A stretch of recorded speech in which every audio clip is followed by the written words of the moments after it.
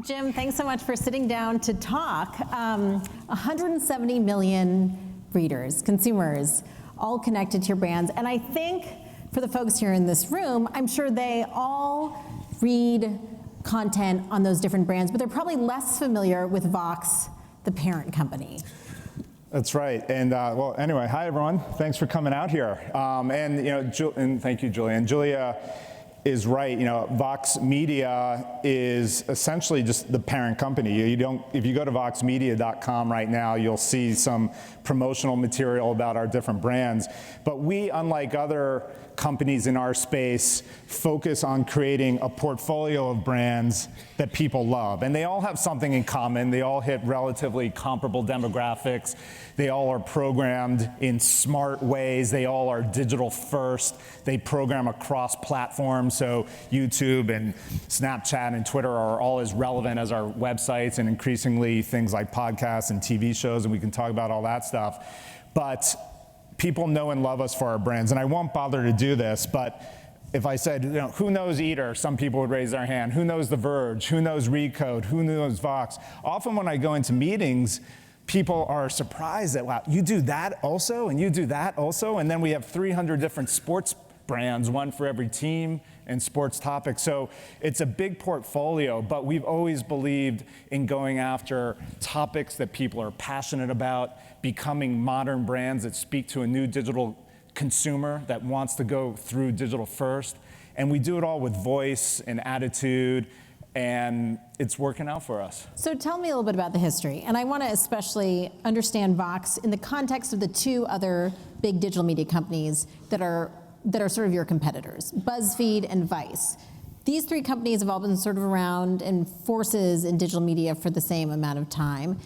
You are perhaps competitors when it comes to ad sales, but you have a very different approach. How did Vox and your conglomerate of the digital media brands come about?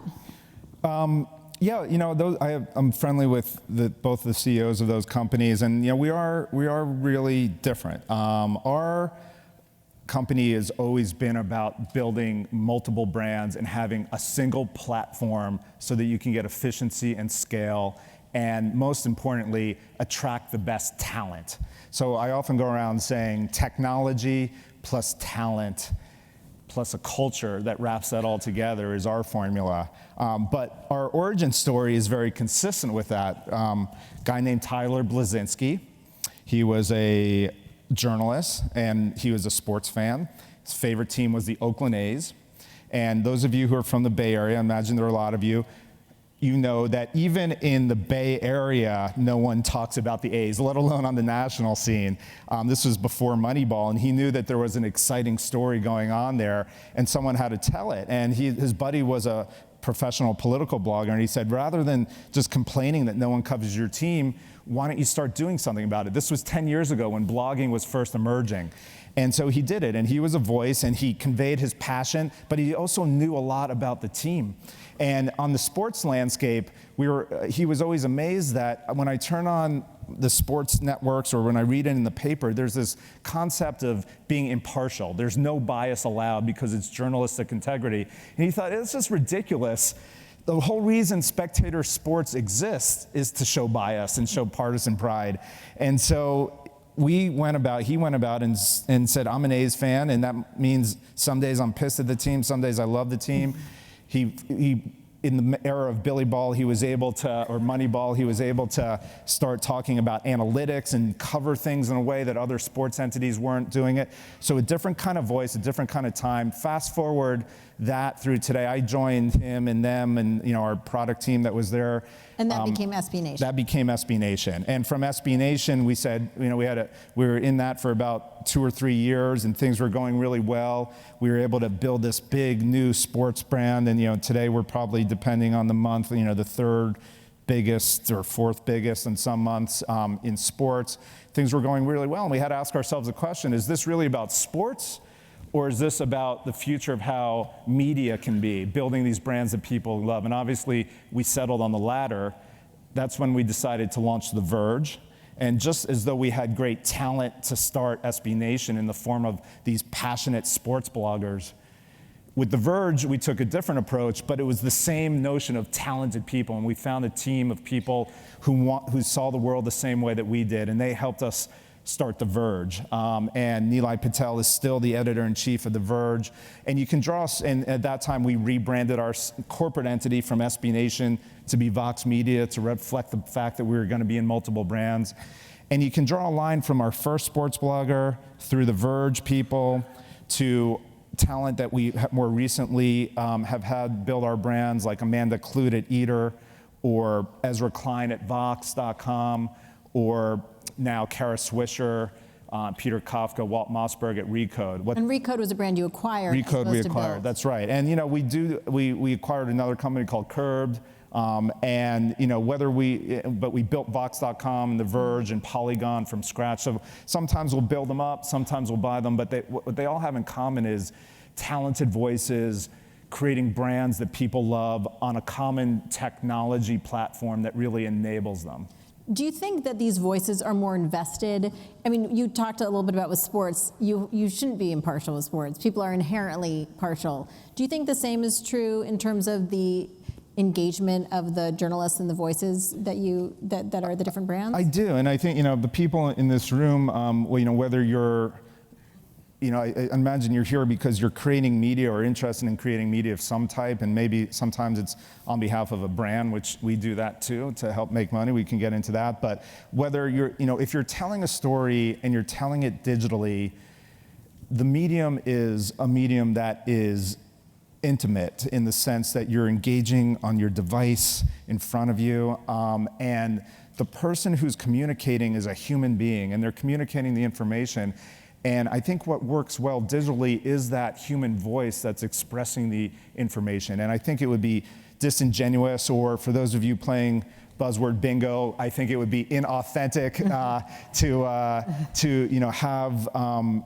You see this, you see the tried and true, just the facts, please brands, and there's plenty of room for that. But in the digital landscape, it's these voice-driven entities that are really doing well. It's probably a little bit more akin to radio, which is another kind of intimate medium. And I think that's why you're seeing such success with podcasting now, because podcasting is kind of a version of what was a blogger, which was our roots, kind of having a one-on-one communication. And I think for anyone who's engaging audiences, no matter what the format, having point of view and perspective is just necessary if you're going to create that engagement. Is that because the news business is commodified? I think part of it is because it's commodified. I think part of it is how we're actually experiencing, how the relationship between the audience and a media product is just more dependent on that human being at the center of it. We're looking for that connection. We're looking to identify. We're looking to trust. How we share is an expression of our identity. What we consume is an expression of our identity. So I think the medium itself lends itself to having a voice associated with the content that is being created. So let's talk a little bit about the comparison to Vice and BuzzFeed. They both have the umbrella brands. And you do not. You're sticking with these individual slices, each focused on their own area. What's behind that decision, and how does that play into the way consumers interact with these brands and also advertisers? Well, first of all, I'll say it was a hard decision for a startup company to do multiple brands. It's a lot easier, for instance, when I or any of my colleagues are walking into an advertising agency or walking into an investor's office and saying, hey, you know me, I'm from brand X. Let's use Huffington Post as an example, but Huffington Post, one brand, their way of growing is by adding a sports section and by adding a food section and by adding another section and another section. And in doing so, they grow. Yahoo, another huge entity in terms of audience, same thing. I think the flip side of the hard work that it takes to build multiple brands is if you're one brand, and you need to grow and you want to cover more areas, you dilute what that brand stands for as you get into more and more areas. So just to put a fine point on it, if I were out in Austin using an Eater heat map and we were grabbing some really good tacos somewhere and you said Jim, I love these tacos, where'd you learn about them?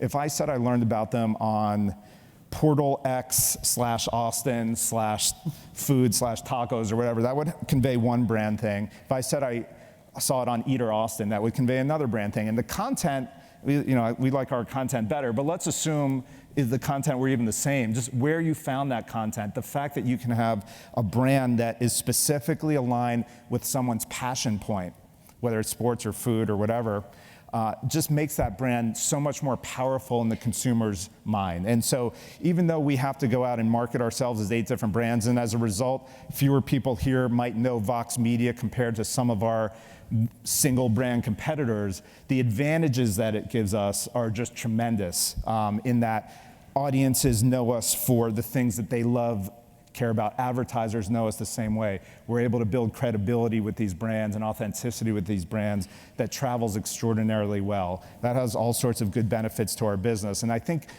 I say safely, we're the only company that has been able to scale multi-brand in the way that great magazine companies did in their era, whether it was Condé or Time or Hearst, excuse me, or in the way that great cable companies have, whether it's NBC Universal or Turner or Viacom. So we're the next generation of that, and we're appealing to audiences that want to grow up with this generation of media.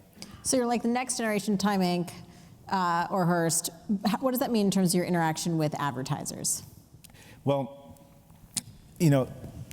there's a lot to talk about in terms of interactive advertising. We just talked about brands, and I think Vox Media is in the business of creating brands that people love.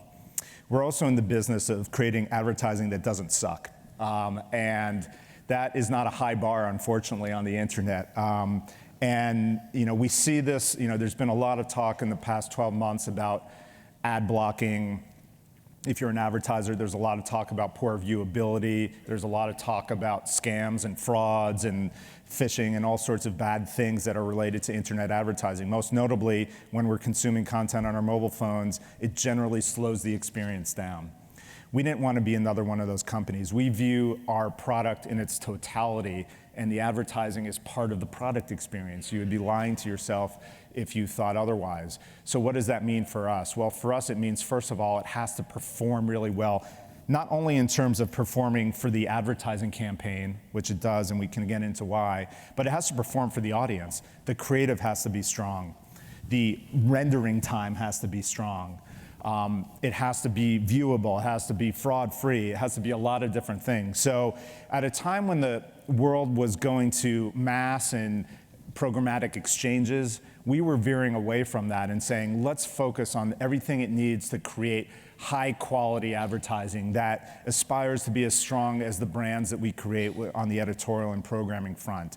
So what that means is a lot of engineering focus to make sure they render quickly. What that means is a lot of creative focus. We developed an arm of our company, which we really consider our 9th brand, which is called Vox Creative. And Vox Creative works directly with agencies and marketers to help them tell their stories and build their audiences in the same way that we tell our stories and build our audiences.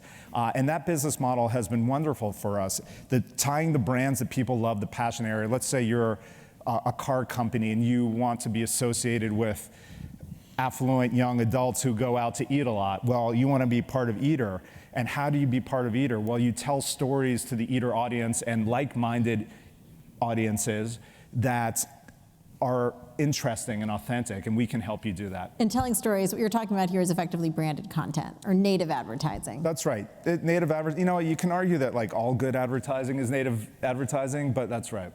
So in this day and age where New York Times is doing native advertising, there are still questions about whether consumers mind. If consumers are annoyed by the fact that there's something that has, oh, this is an advertisement line across the top, how do you make sure that the native advertising works? Well, to be clear, what you're talking about is very important, that you're not deceptive. Yes. And there are a lot of ways that you can prevent that. I like to say that without audience trust, we don't have an audience. Without an audience, we don't have a business. So we're certainly very clear and full disclosure in a lot of different ways. But once you do that, advertisers and audiences actually like branded content. Basically, they like good advertising far better than they like disruptive advertising. They want to actually be programmed in a relevant way. And so how do we make sure it works? Well, first of all, it starts with a great story. But then one side of our business that I didn't talk about is using data and being data informed about the stories that we create. And what does it mean to be data informed about stories? Well, getting signals about content and what resonates for people at different times of the day, different times of the year, by different audience type. For us, this comes really naturally. It's something that we did from the very beginnings of our roots. We are a Silicon Valley content company, and those of you who are in content know, unlike, say, software or technology companies, when I was going up and down Sand Hill Road, everyone was like, content's expensive, it doesn't scale, why would we want to do that? We ultimately, thank you, whoever that is. We ultimately wound up taking a Series A investment many years ago from Excel Partners, a top-tier VC, because they believed, as we did, that you can make content not only more efficient and more effective, but you can make it good. It was a time about 8 years ago where a lot of content companies were trying to do things on the cheap. They were trying to do everything from unpaid internships and content farms to reverse engineering SEO algorithms and just flood the system with poorly made content that didn't mean anything to audiences. Ultimately, Google penalized them. You saw those companies drop off the face of the earth when it came to audience. And Facebook the same way. The algorithm rewards quality content. So we wanted to find ways to use data and technology, but then have a really high quality experience on the other end. So for instance, in sports, the sports calendar is extraordinarily predictable. Not only do you know when all the games are going to be held, oftentimes years in advance, but if you start digging into the data, you learn other things. You learn when is a pitcher most likely to tear their shoulder because spring training comes along and you can chart these things. Mm-hmm. And when you're able to chart these things, you can start preparing. You start to understand, okay, on Facebook, on Twitter, on other platforms, when are people searching for information about torn shoulder muscles, for instance, and how do we make sure that when we have great content to write about that, we release it at the right time with the right audience. So that's one small example of how you can use data to help inform your content, your programming strategy, to make sure that if you do hire great talent, then know that our subject matter experts have these voices, that technology can help inform it. I use data inform as opposed to data driven because I think the companies that are driven by the data, literally you hire people to only write what the data tells them to write, are less interesting, less engaging, less informative. Those that use the data to inform them and make subjective decisions based on their talent, based on their ability to drive the agenda forward as opposed to reflect the agenda, that's the magic, and that's where we're able to build great brands. And so you talked about how you use data to inform the content decisions, but what about the advertising decisions? Do you go to Campbell Soup and say, look, we know in December people are always looking for restaurants that serve soup, so you guys should really advertise on Eater? I mean, how do you use that in that direction? Precisely. I mean, storytelling is storytelling, whether you're trying to sell food products or whether you're trying to get people engaged in a story about a sports team. And so the very same process, we have a platform that we roll these data insights into called Chorus, and we make Chorus available for advertisers. Clever name, Chorus for advertisers. We rolled out a partnership with Digitas LBI around this time last year, where we put some of their partners on the platform for the first time and have had a lot of success with it. So we get a lot of workflow and technology and data feedback from that platform, but the stories still have to be awesome. They still have to be great.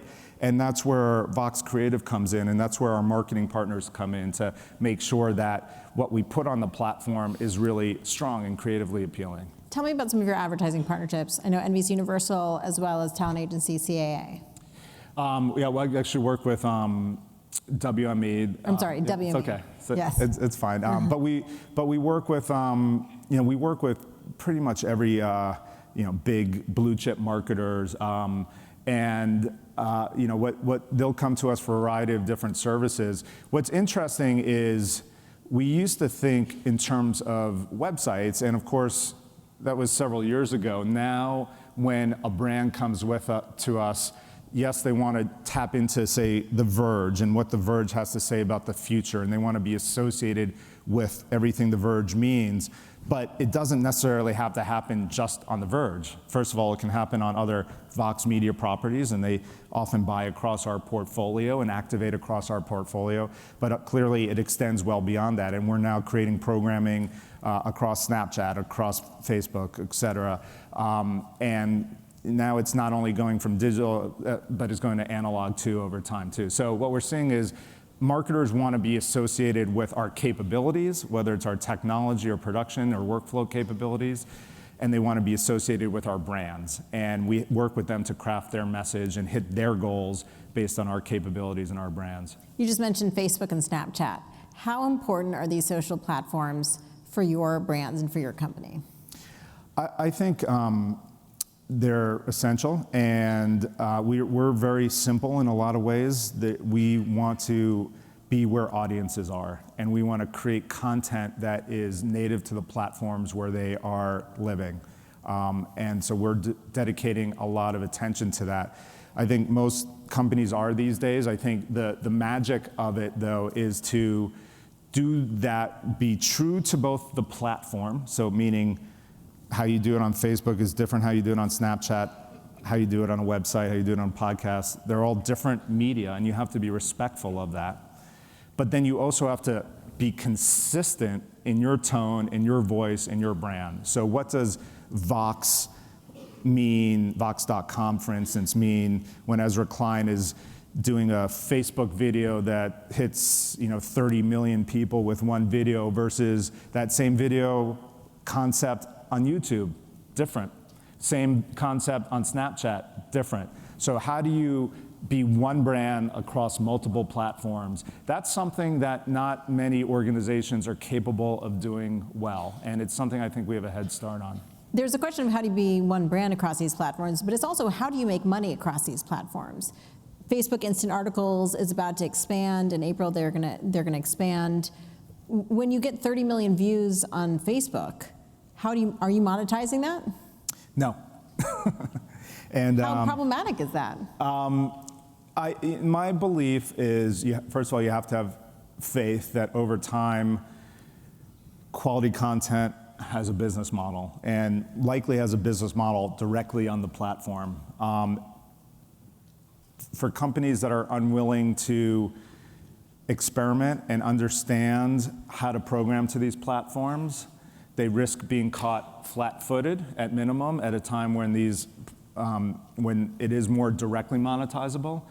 But in the meantime, it is, call it indirectly monetizable. So when we see millions and millions, hundreds of millions of video views on Snapchat, Facebook, and other platforms, YouTube, yes, we're making some money directly from those platforms, but not in the case of that 30 million views for Ezra Klein. Yeah, I mean, we're actually making a little bit right now, and I expect we'll make more in the future. But where we're making more money is by the fact that we're touching tens of millions of people, and we're relevant so that when we talk to a brand marketer, they know our brands, their customers know our brands, they want to be associated with our brands. And to ignore those platforms where people are in the tens and hundreds of millions are consuming content, consuming digital brands, would be to say, I'm not committed to creating a brand at scale. And we are certainly committed to creating a brand. And we're able to make money today, as we mentioned, via branded content. We're able to make money in the case of Recode through conference businesses. We're able to make money by increasingly leveraging our intellectual property in other ways, whether it's podcasting. One example is someone saw an Ezra video recently where he talked about something he did on the podcast. The podcast shot up to #1. We're able to monetize the podcast. That's a much very highly valuable interaction that we're able to create. So transfer from one platform to another, and really it all works together. And then a marketer comes over and says, you know what, we want to activate across platforms, so we're able to do that. I think that's today. Going down in the future, there are ways to make money in a variety of different ways. We're in discussions with television programmers, with OTT programmers, and where they want to leverage the brand. So one vector of growth for us is just build strong brands, find ways to make money. We're a profitable company based primarily on our branded advertising line right now, so we can continue to be even more profitable by exploiting the brand equity that we're creating on Facebook and elsewhere, and that's working really well for us. A second vector of growth for us is we're a technology company, and we're able to exploit the technology platforms that we've created. So everything I've been talking to you about advertising is not only a problem that we're trying to solve for ourselves by making advertising great, but it's a problem that other media companies have to solve for as well. And increasingly, we are beginning to export our advertising capabilities, both the ability to create branded content, but the ability to distribute it via really evocative, beautiful, bold display and video-based advertising. And more and more we're seeing that we're able to partner with other companies that are saying to themselves, like, we haven't invested in advertising technology the way that you have, and as a result, we're forced to run crappy ads on our site. It degrades our experience, it slows down our experience, it hurts our growth as a result. So Vox Media, how do we work with your advertising platform to help monetize better and help provide a better consumer experience? So you offer that as a subscription, effectively?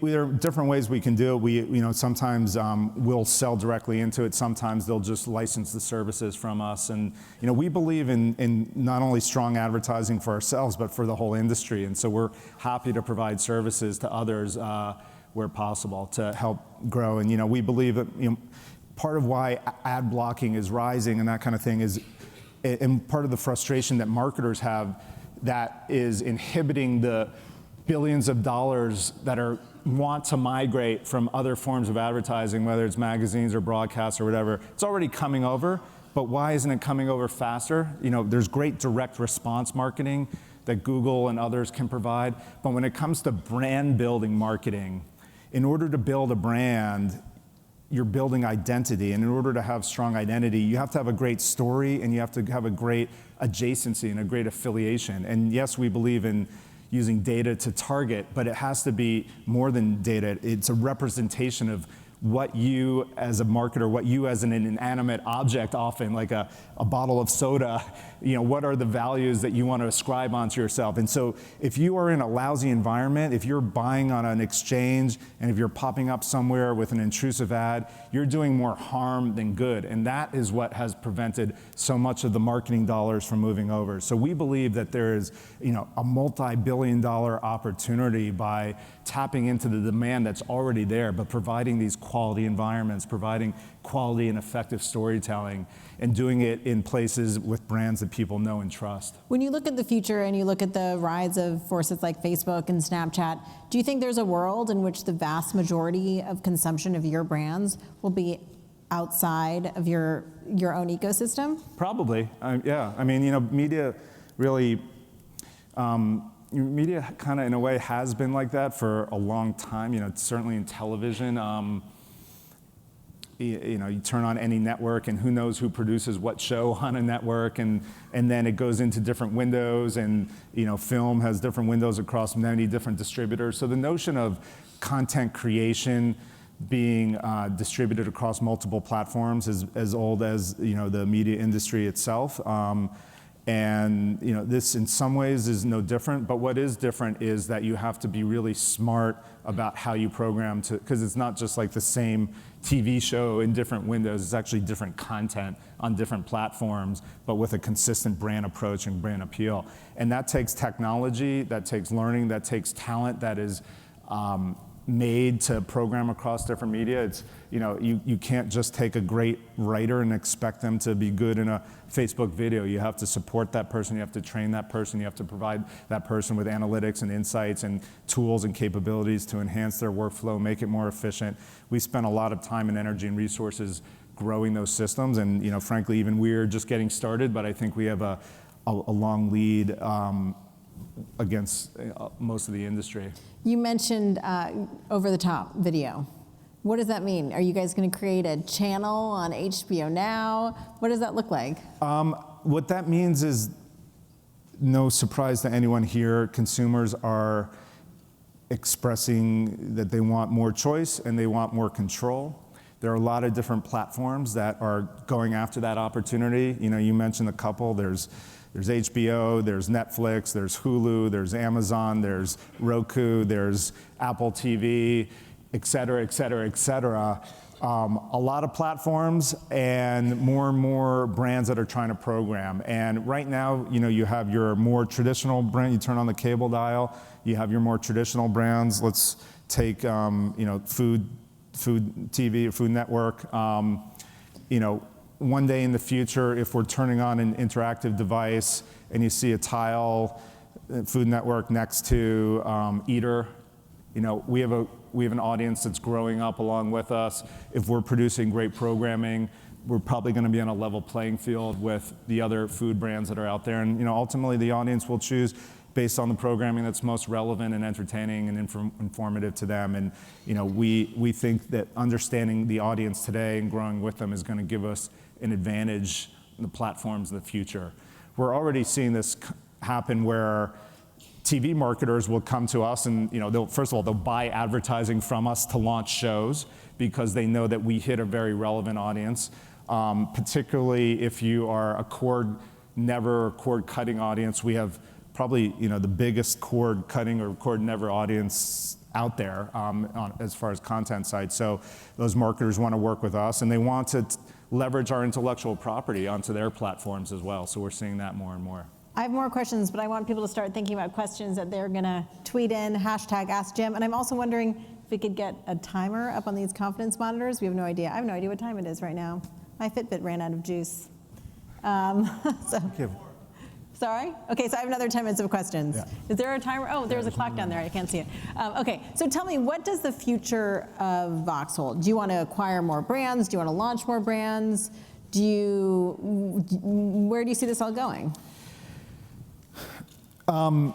First and foremost, we have a 4-point plan, which I'm happy to share with you. I've kind of shared some of it, but to be specific about it, the first thing is about strengthening the brands that we have. And we'll use our Chorus platform to strengthen not only our websites and our mobile stuff, but we'll find new ways of growing our brands off of our platform. And I mentioned a few of them here, whether it's on linear platforms or digital platforms, but it's other things too, like how we tell stories, for instance, in virtual reality and exploring new story formats. We view that as a way of growing our brand, just like we view Facebook video as a way of growing our brand. On Monday, this news for the room here, please go on to The Verge on Monday and bring your virtual reality glasses if you can, or your cardboard or whatever, because you will be able to see the first 360 interview with the First Lady, Michelle Obama, that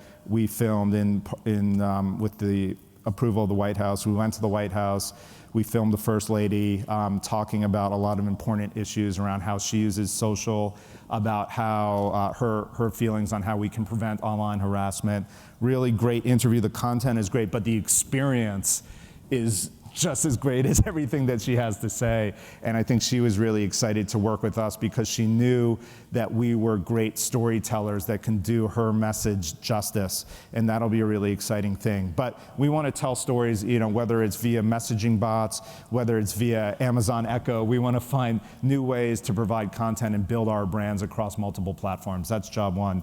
Job two is do the same thing for marketers and grow our business model as a result.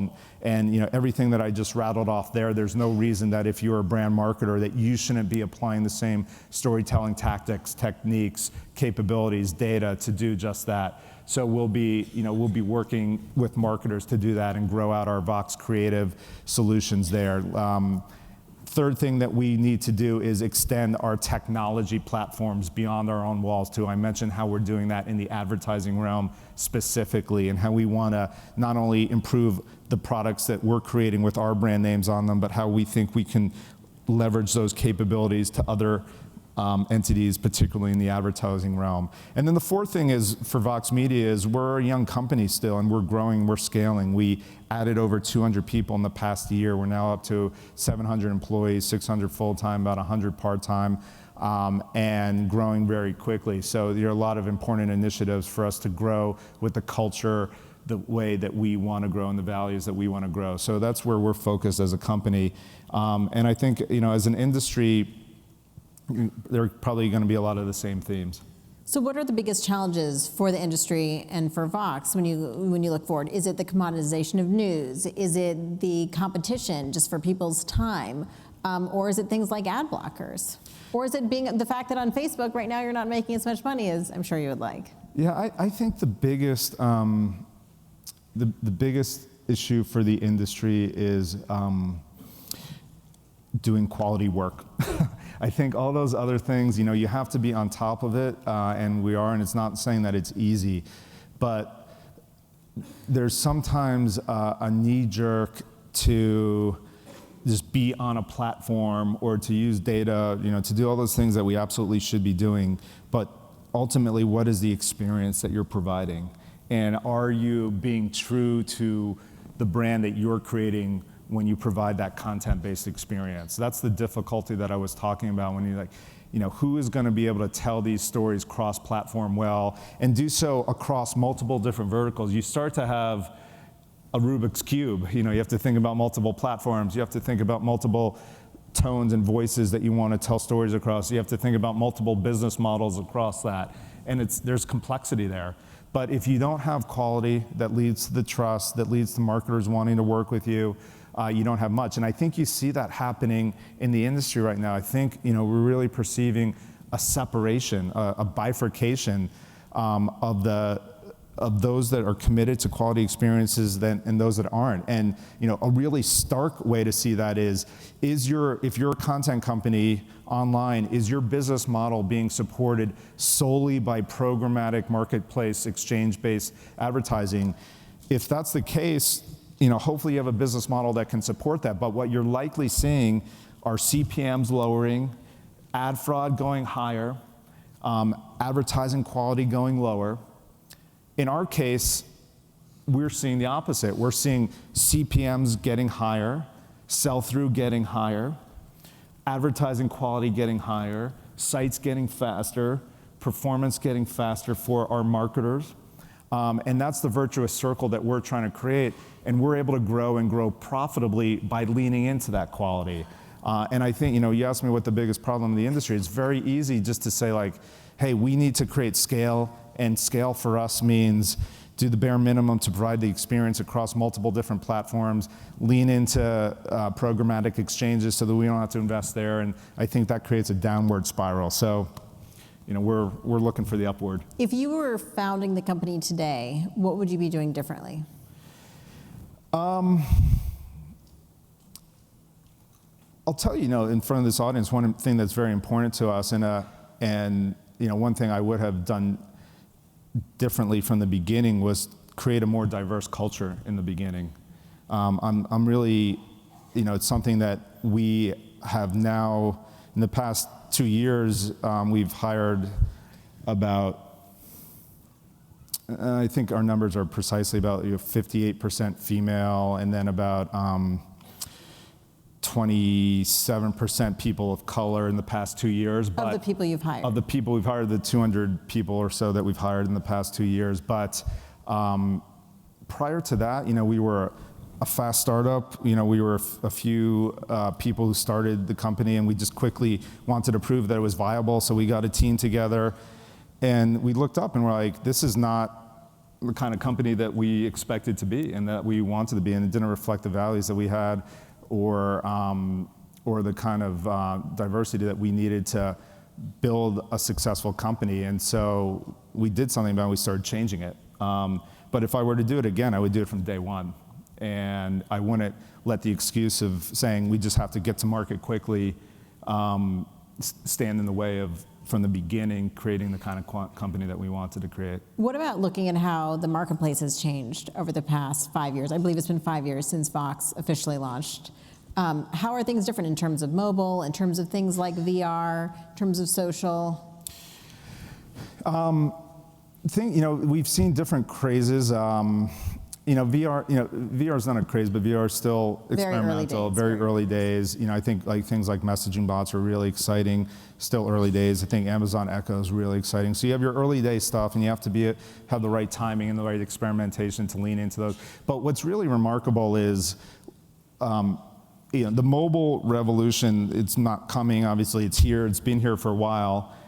When we talk about Facebook and Snapchat, what we're really talking about is mobile, right? Because what changed? Well, people are using their phone, and they're not going to websites as much on their phone. I mean, it's pretty obvious, but you sometimes have to say that to really recognize what's going on. Like people are like, Facebook. Well, what's really going on is we don't want to surf the web on our phones.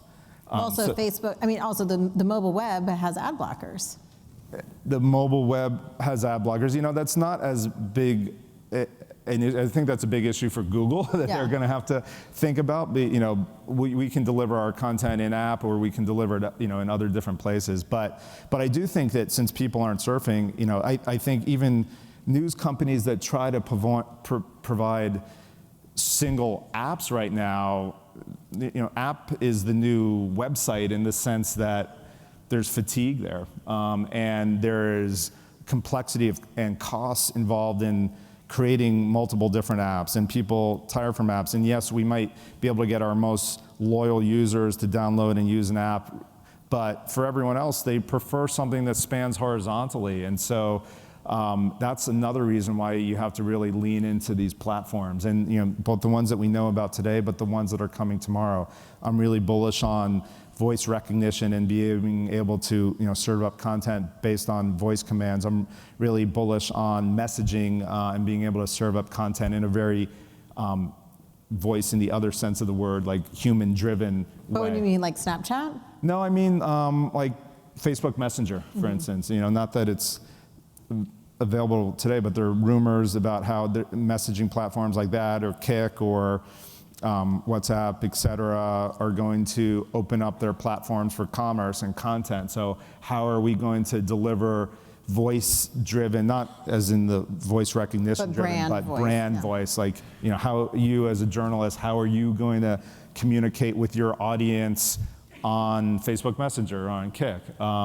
If that's how they prefer to get their content. Those are the new areas that we're going to be exploring. I want to see what time it is.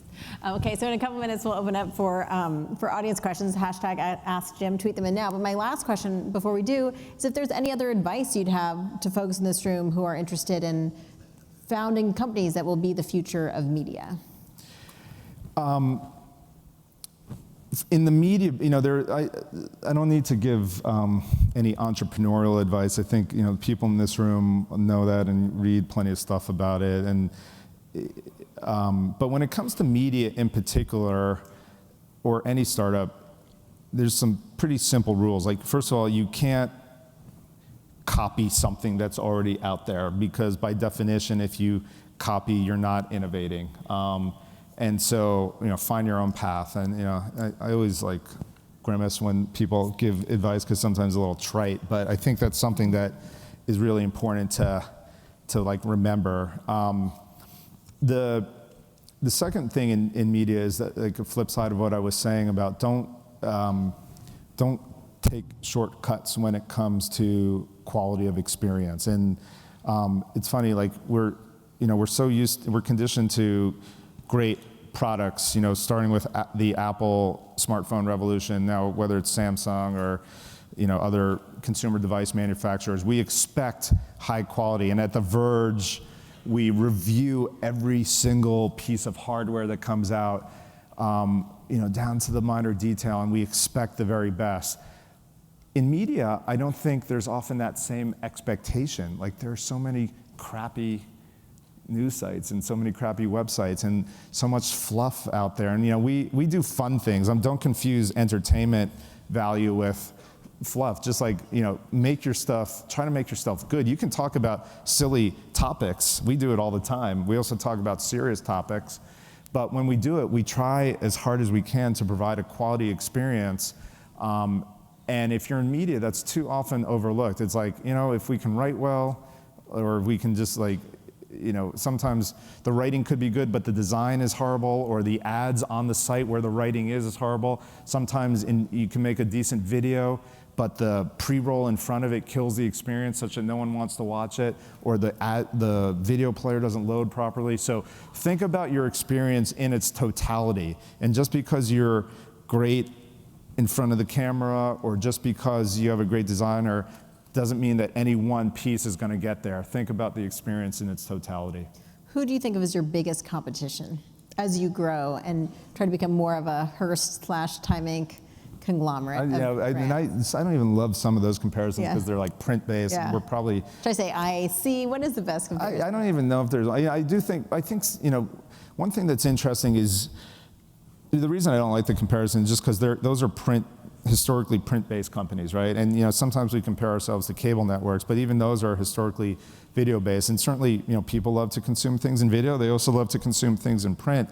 But those are old paradigms. Like there had to be a print company because you had a physical printing thing, and it had to be a video company. And sometimes people are like, Jim, is video more important to you? Well, yeah, it's important to me because people love video, but it's one storytelling device, and multimedia doesn't confine yourself to one storytelling device. So, but to answer your question on competition, I don't point to one single competitor. Like in our case, we have platform competitors, and we have advertising agency, like creative competitors, and we have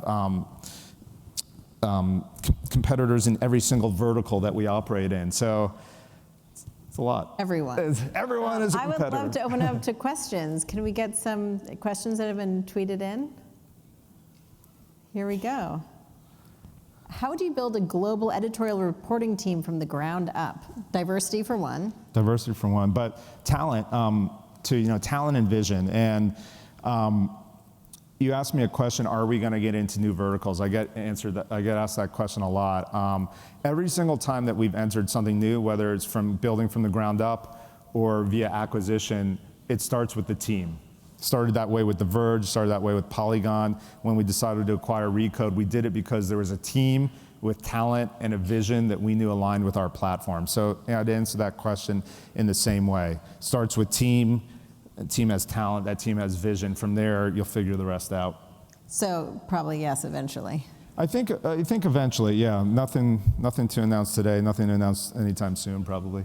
This is an interesting question, very specific. Is the team developing X story required to deliver that story customized to each platform, or do you have a platform-specific teams?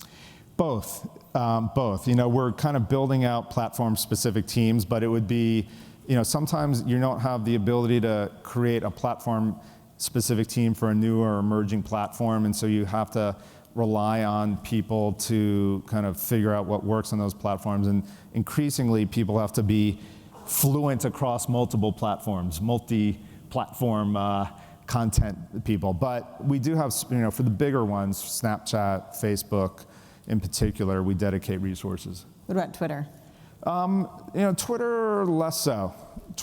I mean, I think, Twitter, as we well know through the great reporting of you and Kara Swisher, is investing a lot in their platform. And I think part of that is they're going to have new kind of storytelling devices, and maybe, once they do, we'll invest more in that. But right now, less in Twitter. Well, we're using Twitter right now as a tool. So next Twitter question. Twitter's great for a lot of things, but doesn't necessarily require a separate team. Is first-party advertising a scalable answer to ad blocking, viewability, and quality issues? How can smaller publishers do it well?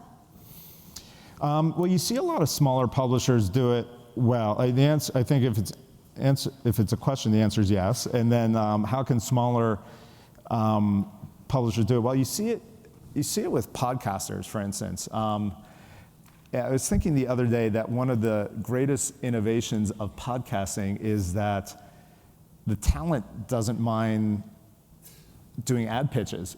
There are very few other forms of media, maybe in sports and some other places, but where you'll have the talent or a journalist doing a live read. But you can be a one-person podcaster and do first-party advertising creative very easily there.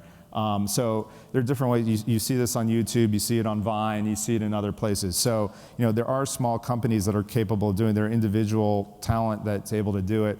Where you can't do it as an individual talent, there are platforms. My board member, someone you recently interviewed, Casey Wasserman, has a company that he runs called Laundry Service.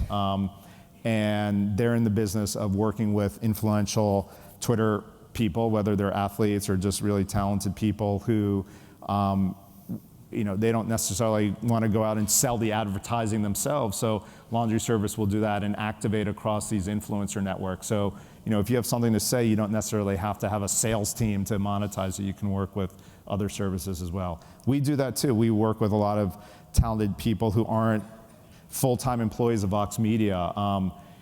MKBHD is probably the most popular gadget reviewer on YouTube, and he's an affiliate partner of ours, and he is extraordinary, and we're able to promote him from The Verge. We're able to help him make money in different ways, but most of all, we benefit from like the great video and product that he's able to create. This is a question, I guess, about church and state. How do you maintain a healthy and collaborative relationship between editorial and marketing teams while keeping your brand's voice? And I would add to that, while making sure that they don't influence each other. I said this line about audience trust, but so we're really careful about that. We build it in as a core value. We have certain bright lines, so our editorial people aren't involved in the creation of the advertising. This is like some pretty straightforward things that you can do. So I like this next question. It's not. It's an important issue, but I think we live in a world now where, frankly, a lot of organizations have gone too far in the other direction, where if you don't know how the money is being made, and if you just insist on pretending that doesn't exist, you're probably more at risk for conflict in certain ways than if you at least know what's going on. How are you more at risk for conflict? Because I think you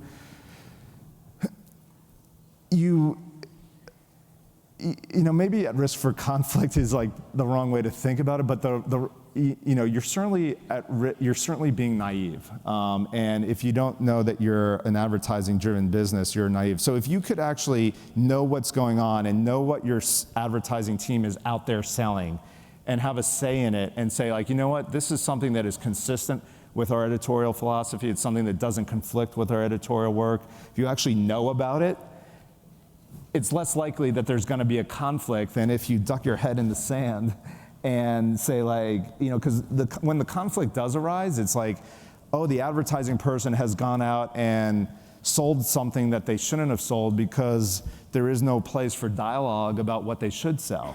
You know what I'm saying? So now that doesn't apply to everyone in the organization. Don't get me wrong. As I said, we don't, our editorial people don't go on sales calls. They don't participate in the content. We probably draw a brighter line than a lot of more what you'd consider traditional companies do, because part of the simple matter is we're all on the same page. We know what our ethics are. We're very comfortable with it.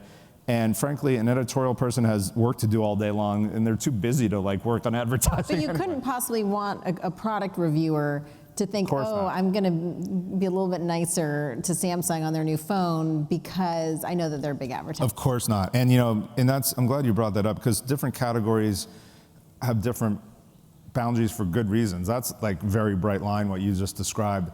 I look to offline media, like sports is an example, where there are logos on the jersey, the bowl games are named after brands, the announcers are reading commercials on the air. Sponsorships everywhere. Sponsorships everywhere. So sponsorship in the sports context means something very different than in the product review context, where it's verboten, right? So you just take a very reasoned approach, and you ask yourself, where is there room for conflict? And where there's room for conflict, we put processes in place to make sure that conflict is avoided at all costs. This next question is a fun one. Is Ezra Klein nice? Ezra Klein, are you out there? Are you watching this live stream? Probably Hashtag not. Ezra Klein, yeah.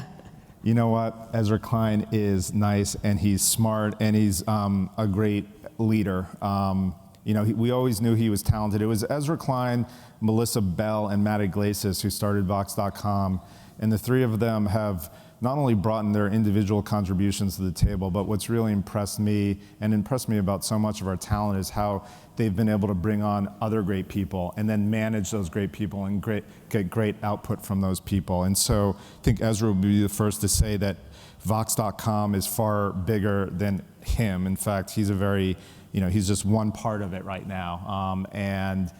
They've been able to create something that's far bigger than them. And that's one of the things that's most impressive. And he's also nice, and he's also kind of funny sometimes. Nice guy, kind of funny. I'm sure he'll appreciate that. Are digital publishers becoming a threat to traditional cable TV networks? Is the speed of new content programming an advantage? Is the speed of content programming an advantage? Well, I mean, listen, I don't know if we're the threat. I certainly think we are becoming more and more a substitute on how people are spending their time. We didn't set out with the mindset of let's threaten something that's already there. We're creating something new.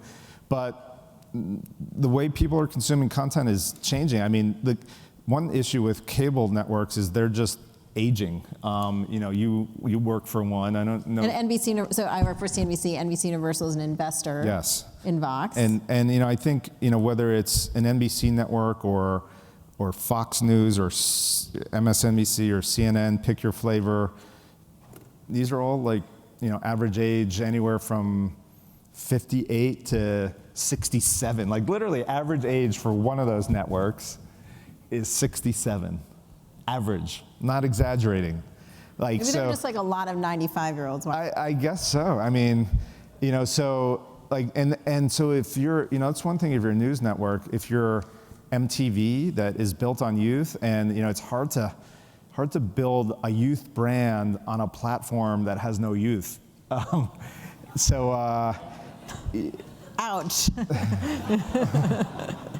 So you're responsible for the declining ratings at Viacom. While I'd like to take that responsibility, I can't take all the credit. It's just a shift, and what we're focused on doing is creating content and brands around that content that's relevant to how people want to consume content today.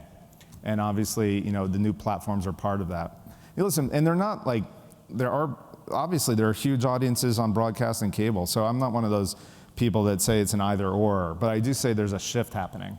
So the decline in Viacom's ratings is partially thanks to the rise of your brand. We're part of the problem and part of the solution. And part of the solution. How do you pick the verticals you invest in? So sometimes people say, oh, you're going after niches. Well, we don't go after any niches. So first of all, we want big, broad consumer categories: food, news, sports. We think technology in this day and age is one of those big, broad consumer categories. So we want big mainstream consumer categories, and then we want to make sure that we find great talent that can activate against those categories, and it's kind of that simple. Any plans to go international with Vox's brands? You know what? It's a place that we are not really strong in right now, and so I'm up here bragging a lot about our company, but one of the places that we're not as strong right now is international. Now, our audience is about 40% non-US, in certain brands like The Verge, upwards of 50%. But we only program in English, and that's unintentionally. As a growing company, we wanted to be very disciplined about where we put our resources, and we had so much opportunity here that we've been focused here. Having said that, our company has global aspirations, so I think you'll see us doing more and more around the world and starting to program in other languages, and certainly start to activate in English language elsewhere. Eater is a great example. Those of you who know Eater know the Eater heat map. If you don't, Google Eater Austin Taco Heat Map. It will change your South by experience. You'll be able to have an interactive map as you walk around showing you where the best tacos are. We have those in just about every major US city for not just tacos, but other cuisines as well. And it's not, while there's a lot of great things about Yelp, Eater is a curated experience done by experts who really know what they're talking about. It's not just fancy restaurants, it's just great food, great atmospheres. We're going to start doing that internationally this year, so that'll be a step in that direction. The Verge already has correspondents in Asia and Europe, et cetera. So we're expanding in our own way, and soon it'll be in other languages as well. How big of a priority is that? It's not as big a priority as some of the other things I've said in the short term. In the long term, it's going to be a massive priority. What's the main trait you look for when you value when looking for content creators? Point of view, perspective, and hope. And by hope, I mean that they can have an impact in a new medium, in a new way. I see one of our editors there. You can barely see through the lights, but Britt, who runs Rack.com, one of our more recent editors-in-chief, and she represents everything that we want, which is someone who thinks expansively, knows a voice, has a vision, but then thinks, how can we grow across these multiple platforms in a relevant way? And that takes hope to believe that they can figure out where the future is going and program in relevant ways and have empathy to understand their audience, and that's where we're headed. I think it's interesting that you don't say breaking news.